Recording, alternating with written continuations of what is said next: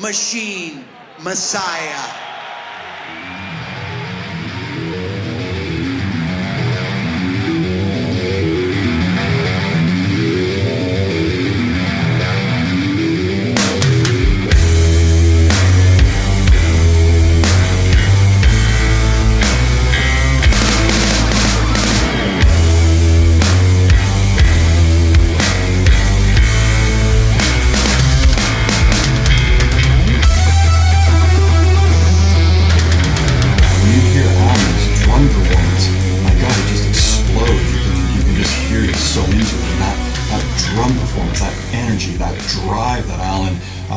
That just blew me away.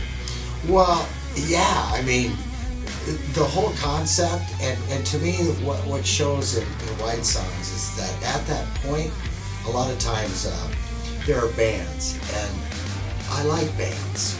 That's why I'm sitting here right now. It started when I was really young. I won't get into that, but this band was a project, like a lot of projects like I've had since my first band back in the Midwest.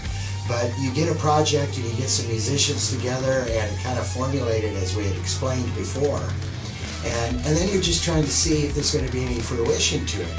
And that starts with we recorded it, and then we had some songs, we had the structure, and we had the connection between us. And then there's the Machine Messiah, and you know, a similar thing. We did some interesting things. You know, when I listened to the version that is on White Songs, there's a couple departures. There was just before the final strings and acoustic guitar. Steve, Allen, and I do the right, and Carl's getting ready for the acoustic. Now that's not the way that they did it on drama, but we did that live, you know. And Allen and Steve and I looked at each other and we said, "God, we should do that all the time."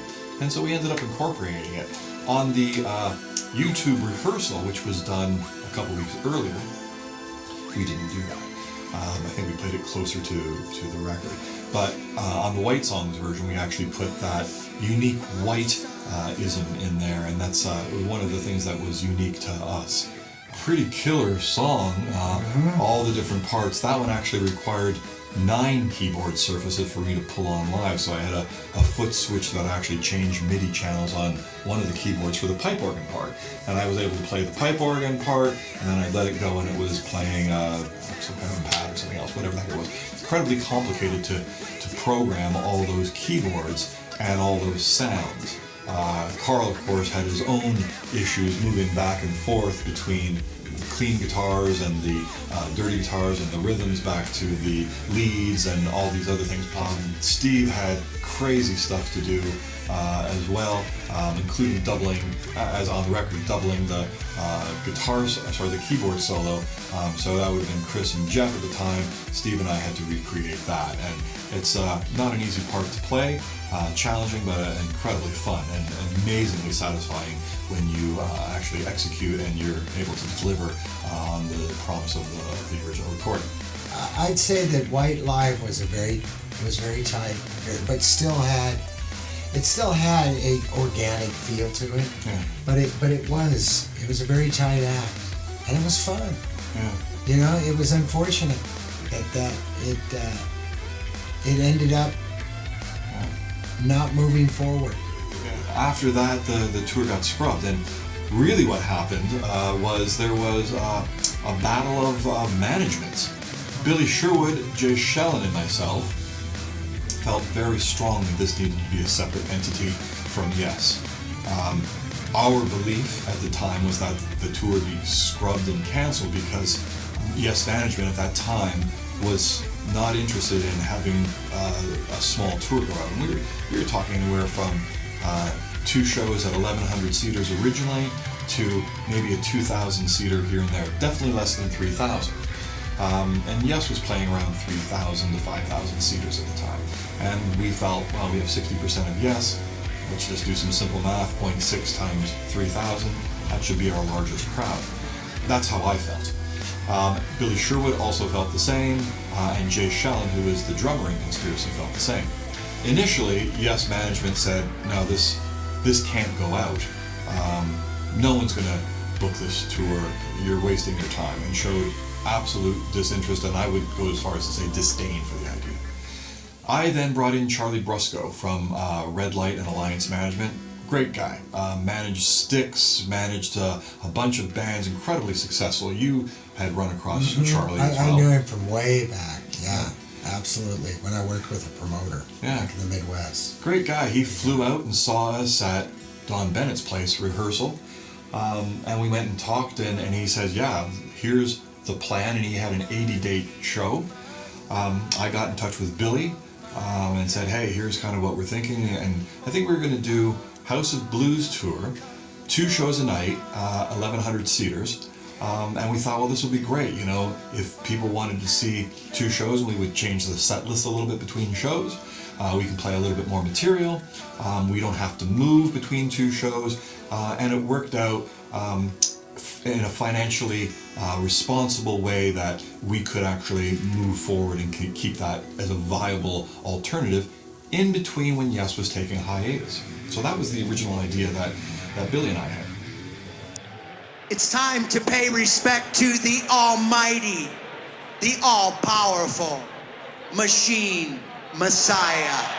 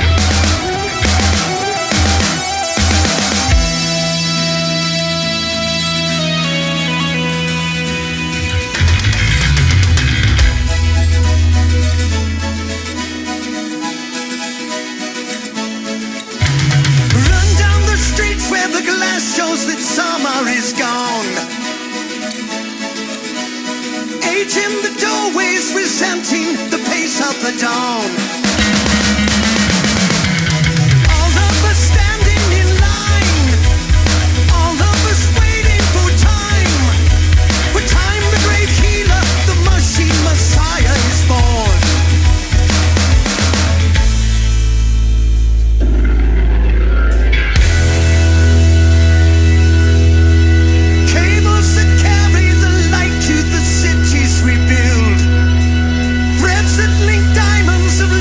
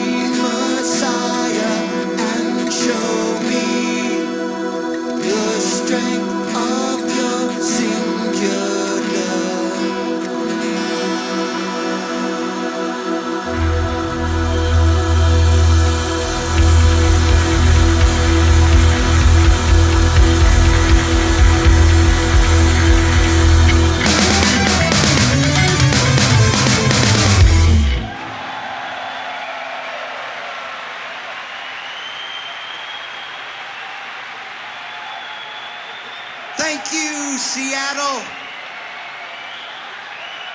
Thank you very much.